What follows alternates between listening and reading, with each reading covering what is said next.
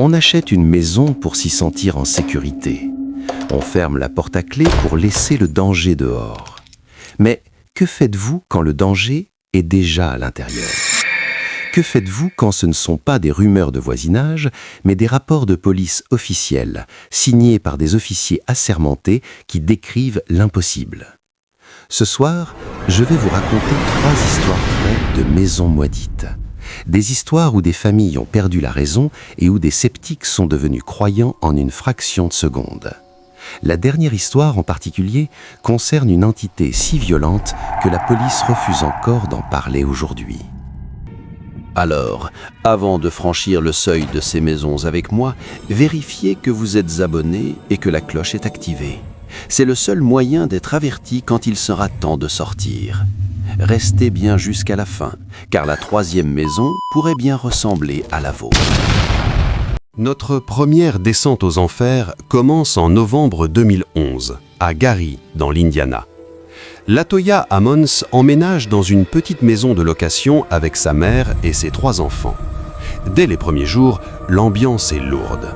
En plein hiver, alors qu'il gèle dehors, la maison est envahie par des mouches noires, des milliers de mouches qui reviennent toujours, même fenêtres fermées. Puis, les bruits commencent, des pas lourds dans le sous-sol, des portes qui claquent. Mais ce n'est pas pour ça que cette histoire est terrifiante, c'est pour ce qui suit. Les enfants commencent à changer. Ils parlent avec des voix graves, gutturales. Ils sont projetés contre les murs par une force invisible. Latoya, désespérée, appelle à l'aide, mais pas un prêtre. Elle appelle les services sociaux et la police. Et c'est là que l'histoire devient unique. Ce ne sont pas des hallucinations d'une mère fatiguée. Il existe un rapport officiel des services de protection de l'enfance.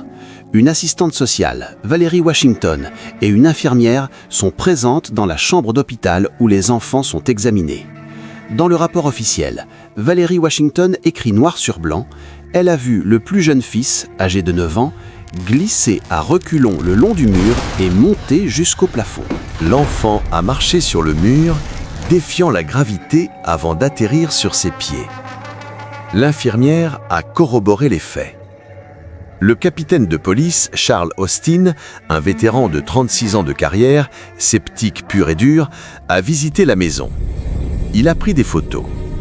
Sur les clichés, des silhouettes brumeuses apparaissent. Son équipement radio tombait en panne dès qu'il passait la porte. Il a déclaré publiquement « Je suis un croyant maintenant ». La maison a été rachetée par un enquêteur paranormal qui l'a fait détruire en 2016, tellement le mal y était incrusté. Il ne reste aujourd'hui qu'un terrain vague, mais les voisins disent encore entendre des bourdonnements de mouches en hiver. Le paranormal n'est pas toujours une question de fantômes. Parfois, c'est l'esprit humain qui est le plus effrayant. En 2014, la famille Brodus achète la maison de leurs rêves au 657 boulevard, dans le New Jersey. Une immense demeure pour voir grandir leurs enfants. 3 jours après la signature, avant même d'avoir emménagé, ils trouvent une lettre dans la boîte aux lettres. L'enveloppe est blanche, épaisse, l'écriture est maladroite. Ça commence poliment. Bienvenue au 657 boulevard. Mais le ton change très vite. L'auteur qui signe, The Watcher, l'observateur, écrit « Mon grand-père surveillait cette maison dans les années 20. Mon père la surveillait dans les années 60. C'est maintenant mon tour. » La lettre continue et devient de plus en plus précise et malsaine. Le Watcher mentionne les enfants de la famille. Il les appelle le jeune sang.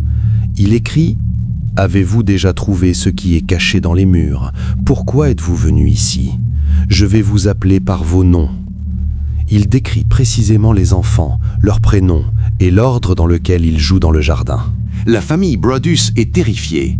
Ils vont voir la police. L'enquête commence, mais on ne trouve rien. Pas d'empreinte, pas d'ADN. Une deuxième lettre arrive 2 semaines plus tard. Vous dormez paisiblement? Je ne pense pas. Les fenêtres et les portes m'autorisent à vous regarder et à vous écouter. Le père de famille, Derek, devient paranoïaque. Il installe des caméras partout. Il dort avec un couteau. Il engage des détectives privés, d'anciens agents du FBI. Ils analysent les voisins. Est-ce le vieux monsieur bizarre d'en face? La famille qui vit derrière?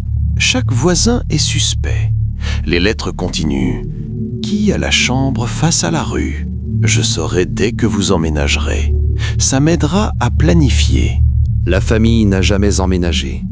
Ils ont revendu la maison à perte des années plus tard. L'identité du Watcher n'a jamais été découverte. Il est peut-être mort. Ou alors, il surveille les nouveaux propriétaires en ce moment même. Ce n'est pas un film. Les lettres sont réelles et sont dans les dossiers de la police du New Jersey. Si les 2 premières histoires vous ont inquiété, celle-ci va vous donner envie de vérifier sous votre lit. Nous partons au 30 East Drive, à Pontefract, en Angleterre. C'est considéré comme le cas de poltergeist le plus violent d'Europe.